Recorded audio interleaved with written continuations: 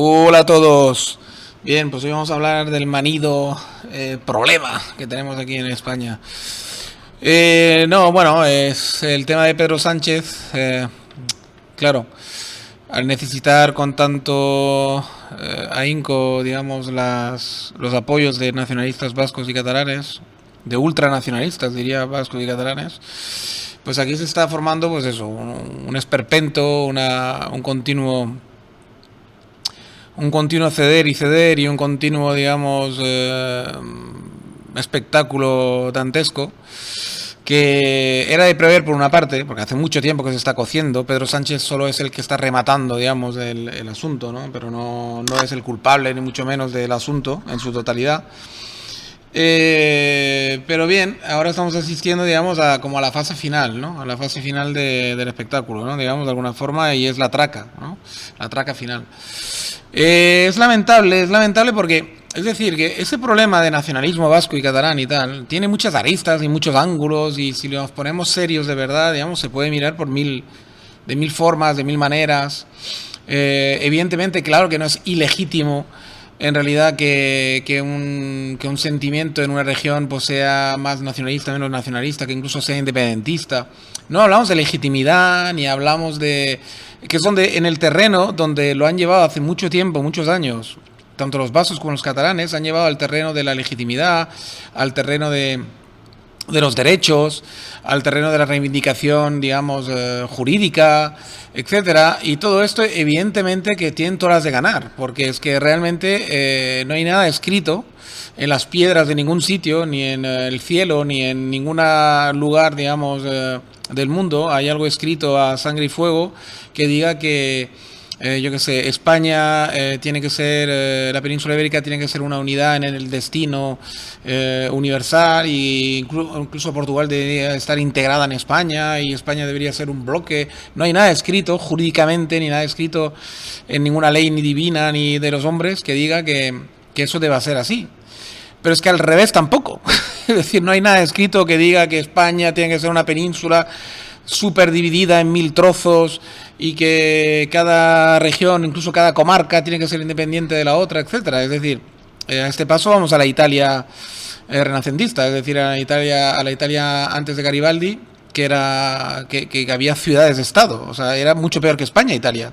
Es que la gente no se da cuenta de que, fíjate si no hay nada escrito, que la propia Italia, que ahora es un ejemplo de jacobinismo, digamos, de alguna forma, es un ejemplo de unión y de país orgulloso, y de país, digamos, unificado, a pesar de la diferencia norte-sur, que es evidentemente que hay una frontera ahí, evidentemente, y hay unos debates, pero no deja de ser un país muy unificado, quizás el más unificado después de Francia y que hay en Europa, y realmente no hay ningún milagro italiano. Es decir, Italia viene de una situación muchísimo peor que España, pero muchísimo peor. Viene de haber sido un país dividido en ciudades de Estado.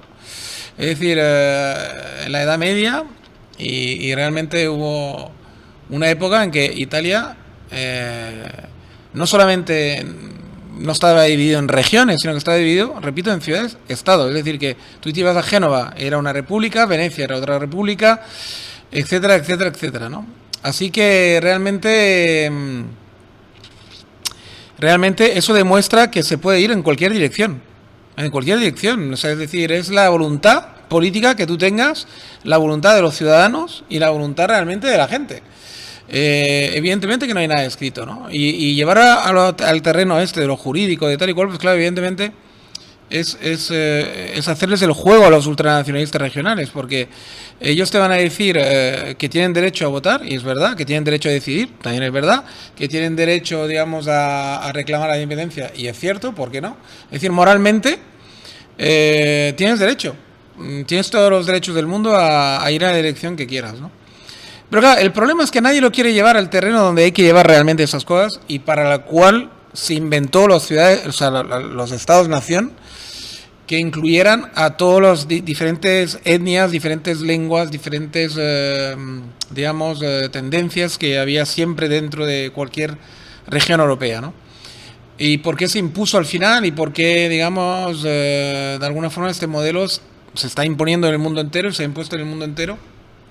y al final es el que resulta ser más eficaz para el buen convivir y el buen vivir de la gente de a pie, es decir, de la personita en general, del panadero de la esquina, del carpintero, etcétera. Para nosotros, en definitiva, es la mejor forma de vivir, y de ahí la Revolución Francesa, de ahí el jacobinismo, de ahí etcétera, etcétera, porque realmente se descubrió y se pensó que para hacer países, digamos, donde el burgués sea el que mande, el burgués y luego el ciudadano, la mejor forma de todo ello, digamos, construirlo, era alrededor de un Estado-nación y eliminar las barreras regionales, tanto lingüísticas como digamos, de cualquier otra índole, culturales, etcétera, intentar difuminarlas, que no borrarlas del todo, difuminarlas de tal manera que se integraran en una sola idea fuerza, que es la que realmente te cohesiona y te hace fuerte. Y ahí es donde el debate se debería de abrir, incluso en el Parlamento español. Ahí es donde habría que hacer hincapié y ahí es donde habría que llevar el debate, digamos, a lo ético, a la conveniencia del pueblo español realmente, en su conjunto, incluyendo vascos y catalanes, ¿no? Y es increíble que no se logre, y es increíble que nadie, digamos, meta el acento ahí, en la justicia, en definitiva. En si es justo, éticamente, tener un Estado o tener varios Estados con dos claramente privilegiados sobre los demás, por la única razón de que fueron las dos regiones que más se industrializaron y que tienen frontera terrestre cómoda con el resto de Europa, ¿no? Pasando por Francia.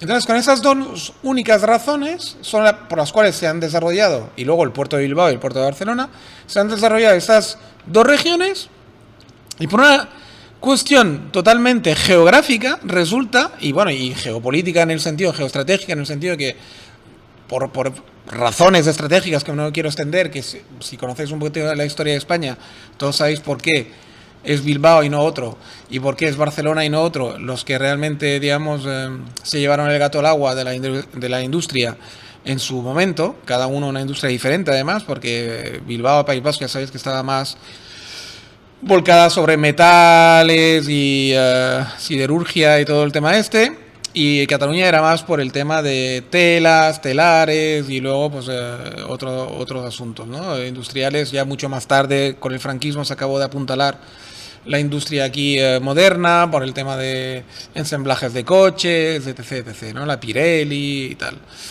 Entonces, digamos que realmente,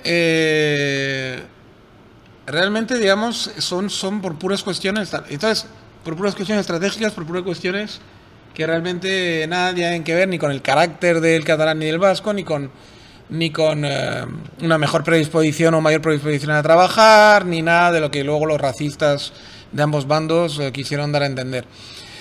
El problema está en que en España no se lleva el debate ahí, no se lleva el debate donde hay que llevarlo, en la justicia. Es decir, ¿es justo que dos regiones, por la única razón de haberse desarrollado un poquito más que las demás, y Madrid por ser la capital, o sea, es decir, esos tres, se lleven todo el gato al agua y solo dejen las migajas al resto de España? ¿Es justo montar un país con un federalismo asimétrico, que es lo que quieren los socialistas al final, montar? Incluso si se les escapa un poco de las manos y siguen, al final ni federalismo ni nada, será una especie de construcción plurinacional, que es lo que quieren realmente los vascos y los catalanes, donde vasco y catalán tendrán todas las ventajas de pertenecer a un ente llamado España, sin ninguna desventaja, que es lo que realmente buscan y han buscado siempre. Es decir, es tener privilegios sobre los demás, punto, por el simple hecho de ser más ricos. Ya está, es que hablemos claro. Es decir, como son las dos regiones que más IVA producen y más PIB producen y más impuestos se recaudan, porque simplemente tienen las economías más blancas de España, porque simplemente hay industria y hay comercio ahí de calidad que se ha creado alrededor de la industria, y Madrid evidentemente es todo un polo comercial, digamos, muy potente por recaudar los impuestos, ¿no? y centralizarlos, y la política. Resulta que esos 3 puntos de España se merecen todos los privilegios y los demás no, simplemente por un hecho de riqueza. Y entonces ahí ya enlazo. ¿Y eso es ser de izquierda? ¿Apoyar esto? O sea, cuando un tipo como Rufián te apoya ese tipo de cosas y se cree de izquierdas, ese tío, o sea, es un inculto, está clarísimo, un inculto total, pero es que aparte, es que es realmente, o sea, es un reaccionario. O sea, quiero decir, es ser realmente un fascista. O sea, un fascista de la peor caraña, además. O sea, un capitalista totalmente fascistoide. Es decir, es prácticamente equipararse al nazismo alemán. Es decir, es que no tiene parangón. Es decir, es una cosa. Es decir, yo, porque he nacido en una región rica, quiero que sea independiente para poder disfrutar de su riqueza ellos solos. Pero eso sí, si tengo problemas graves de guerra, de inundación o de sequía, tal y cual, entonces ya ordeno la solidaridad del resto de España para conmigo.